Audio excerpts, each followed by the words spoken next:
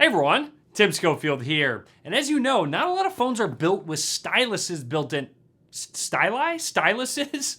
I just had to look it up. I think it's styli, but styluses is also accepted. Anyways, the Moto G Stylus 5G has a stylus built in similar to Samsung's flagship lineup with their Galaxy S Ultra series.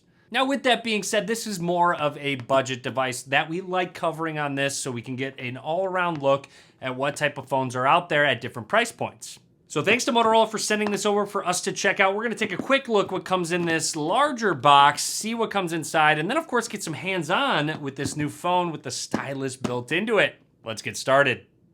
Here's the new Moto G Stylus 5G in the package that Motorola sent over to me, and they did include an adapter. This charging brick uses USB Type-C, will charge up to 30 watts. And here it is, the Moto G Stylus 5G 2024 in its packaging. Opening up the plastic-free box, we do have our phone. We're gonna set that to the side. Ooh, interesting color. We're gonna set that to the side for just a second, continue through. You do get a USB-C to USB-C cable for charging. And finally, SIM ejection tool plus micro SD card because there is expandable storage, plus your getting started guide. And on to what you came to see, the Moto G Stylus 5G. This is the Scarlet Wave color, which I'm really excited to check out. I wasn't quite expecting it. Oh, it looks like that stylus is trying to escape already. Anyways, here it is. Oh man, very grippy. I do really like this texture on the back. It does sort of flows into that camera module right there. But anyways, we are gonna take a quick look, actually a close look at the hardware on the Moto G Stylus. Down at the bottom, we've got some sort of hole in the phone. I don't know what that's for. We have a microphone. I'm just kidding. That's obviously a headphone jack. You don't see those very often. You've got a microphone, USB Type-C port, speaker, and again, a slot for that stylus. We'll take a closer look at that in just a second. Continuing through, very flat sides because it is a flat display. You do have a power button and your volume rockers, which are separated by a little notch. Make note, there is a camera bump. It's very minimal overall. And then up towards the top here, we've just got another microphone. And then along the left side is where that SIM card micro SD card slot is going to be. And a quick close look at that texture and that scarlet color. Again, soft touch, but has grip to it. You've got your Moto logo, and there is our camera setup. As you can see, you get a 50 megapixel main camera sensor plus a 13 megapixel ultra wide angle lens, which will also allow you to take some macro shots, so really close up to subjects. Anyways, now that our phone is booted up, let's run through the startup process, talk about anything that's noteworthy. You do have an in-display fingerprint scanner. Now let's set our thumb down. I want to point out, after typing in my Wi-Fi password and now using the haptic feedback, it's a little strong. The feedback, maybe not so much now, but when I was typing on the keyboard, it was a little stronger than I would have liked it to be, but you can adjust that, thankfully. Just pointing out that vibration motor that this phone has, and that should be just about it. Fingerprint added. You can add more if you'd like. And of course, you have face unlock. Let's actually set that up very quickly, align our face. Hopefully I'm in the camera. That was so fast. You can have it skip the lock screen if you want to, and lift to unlock you can turn on. All right, we are all set up and ready to go. I'd like to point out that vegan leather on the back, it actually has a distinct smell to it. It's not the best smell, so hopefully that sort of fades over time. So here we are on the home screen of the Moto G Stylus 5G. Let's check out what makes it so unique right away. It's that stylus. Quickly, a themed stylus by the end of it, so it does blend in with the specific color that you get. You do have a little notch here for some texture when you do hold it. It's not huge by any means, but you can comfortably hold the stylus. This is the menu that popped up when we detached the stylus, so a lot of different shortcuts. You can change those, but one I sort of want to point out is when the screen is locked and you pop that stylus out, it will open up the Notes app. So say you want to write someone's phone number real quick down, you can do that, or just a quick reminder. You don't have to actually unlock your phone to get to that. Speaking of unlocking our phone, let's try that fingerprint scanner.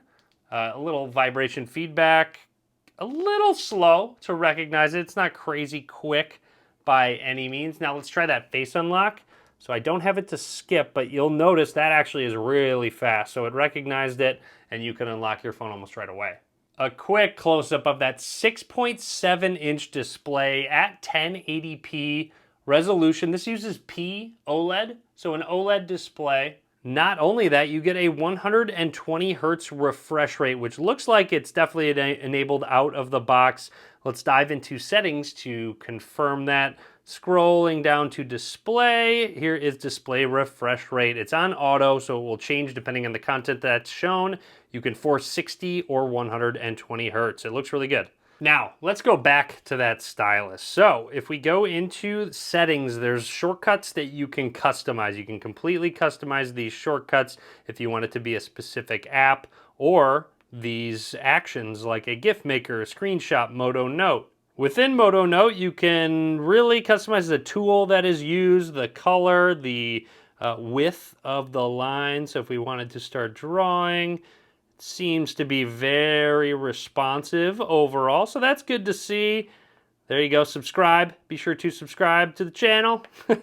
It does have this little floating icon though, so you can quickly jump into those shortcuts if you wanted to go into handwriting calculator. Maybe you're doing some homework and you want to know what 1 + 1 is. It's 2.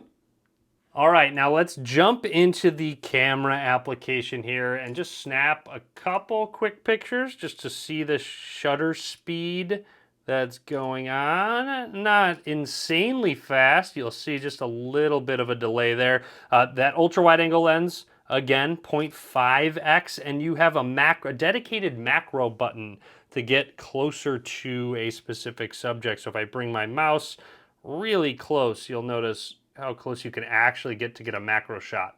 There is a 2x button, but that is digital zoom, and you can digitally zoom all the way up to 8x. Moving along, let's go into video, because I want to point out you can shoot in 4K resolution up to 60 frames per second as well. So that's nice to have. Oh, I take it back. That switches it. That's weird. It's weird that it gives you the option, but 4K 30, or if you switch over to 60, it will automatically go back to 1080p recording. So 4K 30 is the highest resolution. You do get slow-mo. There's a portrait mode for that blur. Also nice to have a pro mode in a phone at this price point. And here's all of Motorola's different camera modes. There's a lot of good ones. Spot color is a lot of fun. I would highly recommend it. You can use, photo and video with it and just highlight specific colors in your shot. This phone does have the Snapdragon 6 Gen 1 chipset with a 5,000 milliamp hour battery, up to 30 watts of charging. Now also, even though it has a stylus, it still has an IP rating, so you get IP52 water repellent. That's really nice. I'm glad that they included an IP rating. I'd also like to point out that Moto adds a lot of great useful features to Android OS, like Ready For, if you're using your phone on a larger display. Family space is really helpful. Moto Unplugged is really cool to, work on how much you're on your actual phone. And then if you go into the Moto app, there's a ton of useful features, other standard ones and more. You can personalize your phone, but if you go into gestures, look at how many options you do have. Fast flashlight, which is the chop twice. That's the classic Moto gesture that works how it should. It works all the time, but a lot of different ones. Swipe to split is really cool. If you go, it might not work in this app, but basically, sorry, I did that wrong. You basically go back and forth. Let's try it out. You go back and forth and it will split. I guess it's kind of tough when you have the back gesture, but it's very useful though. Finally, scrolling down, you have some display settings like attentive display on the lock screen with the always on display. You do have Dolby Atmos, so that's definitely worth mentioning with those speakers. And overall, that is it from me for now on the Moto G Stylus 5G. Great to see more phones with stylus coming out, styli coming out. Anyways, be sure to subscribe. A lot more content coming soon. Be sure to give this video a thumbs up. And as always, thanks for watching.